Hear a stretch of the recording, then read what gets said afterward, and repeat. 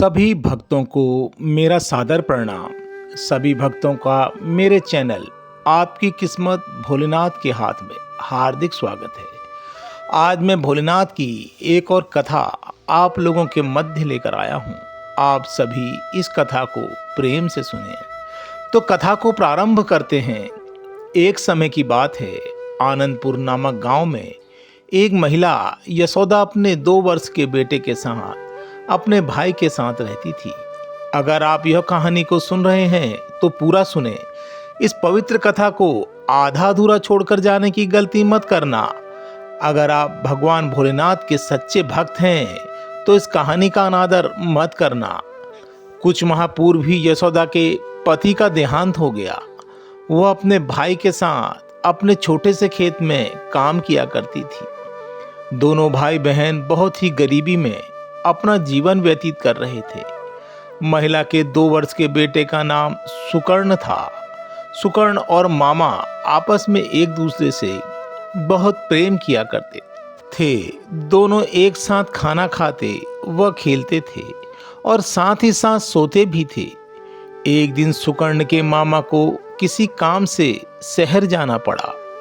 तब सुकर्ण बहुत दुखी हुआ और मामा को शहर जाने के लिए रोकने लगा। तब मामा ने कहा, बेटा सुकर्ण, मुझे बहुत ही जरूरी काम है, इसलिए मुझे शहर जाना ही पड़ेगा और जैसे ही शहर में मेरा काम खत्म हो जाएगा मैं तुरंत ही वापस आपके पास आ जाऊंगा। यह कहकर सुकर्ण के मामा शहर को चल गए। कई दिन बीत गए लेकिन सुकर्ण के मामा वापस नहीं लौटे। यशोदा और सुकर्ण बहुत परेशान हो गए क्योंकि मामा की कोई भी खबर उन दोनों को नहीं मिल रही थी। सुकर्ण दिन रात मामा के बारे में अपनी माँ से पूछता रहता था।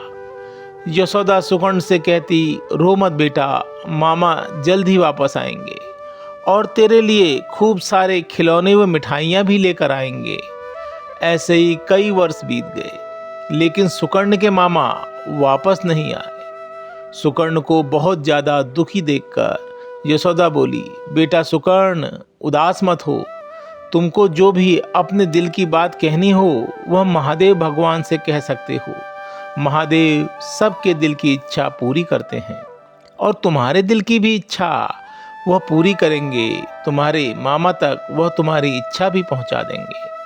सुकर्ण को जब भी अपने मामा की याद सताती वह भोले बाबा के पास चला जाता और उनको अपने दिल की पूरी बात बता देता और भोलेनाथ के मंदिर में बातें करता रहता। एक दिन यशोदा बहुत बीमार हो गई और वह कुछ काम भी नहीं कर पा रही थी। उसको खाना बनाने की भी हिम्मत नहीं थी। ऐसे ही सुकर्ण अपनी माता यशोदा के पास बैठ गया। दोनों बहुत भूखे थे। फिर अपनी माँ का हालत देख वो खाने की तलाश में गांव की तरफ चल दिया। वह छोटा सा बालक नंगे पैर चिलचिलाती धूप में खाने की तलाश में इधर उधर घूमता रहा। तभी उसने देखा कि गांव के बीच में एक बड़ा सा पेड़ है। उसमें कई फल लगे हैं और पेड़ के नीचे ही एक शिवलिंग भी रखा है। अब सुकर्ण सोचने लगा कि इस पेड़ से फल कैसे तोड़े जाएं। फिर उस छोटे बालक को और कोई रास्ता नहीं दिखा तो वह उस शिवलिंग पर चढ़ गया और फलों को तोड़ने लगा। तब उस चिलचिलाती धूप से पसीने पसीने उस बालक के पसीने की बूंदें शिवलिंग पर गिरने लगी। शिवलिंग के ऊपर चढ़ने के बाद भी सुकर्ण के छोटे छोटे हाथ फलों तक नहीं पहुंच पा रहे थे। यह सब देख गांव के कुछ लोग वहां पर इकट्ठे हो गए और सुकर्ण को डांटने लगे, ए बालक, यहाँ पर क्या कर रहा है और इसने कितना बड़ा अनर्थ कर दिया। देखो, शिवलिंग पर ही खड़ा हो गया।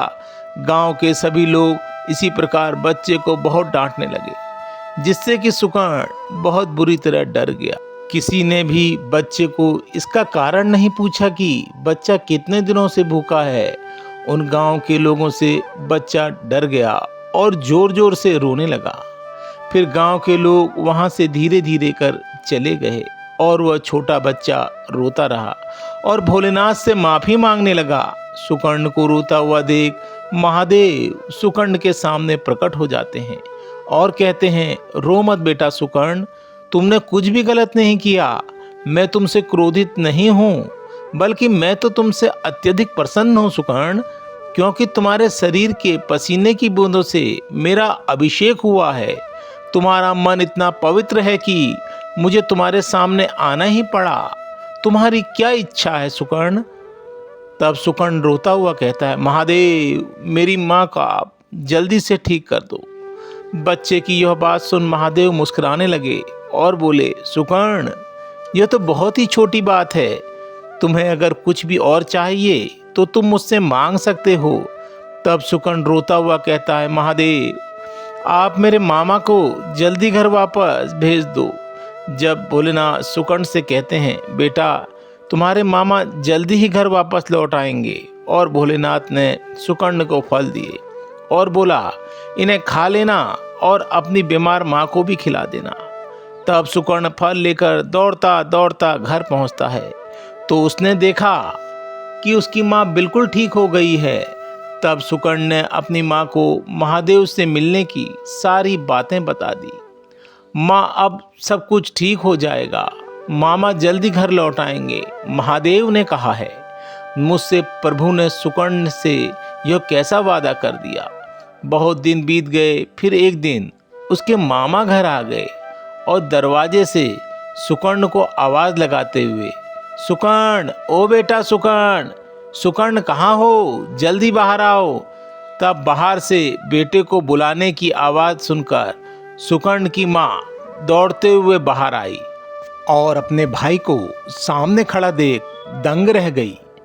तब सुकर्ण भी दौड़कर आकर अपने मामा से लिपट गया और जोर जोर से कहने लगा, मामा, आप कहाँ चले गए थे मामा?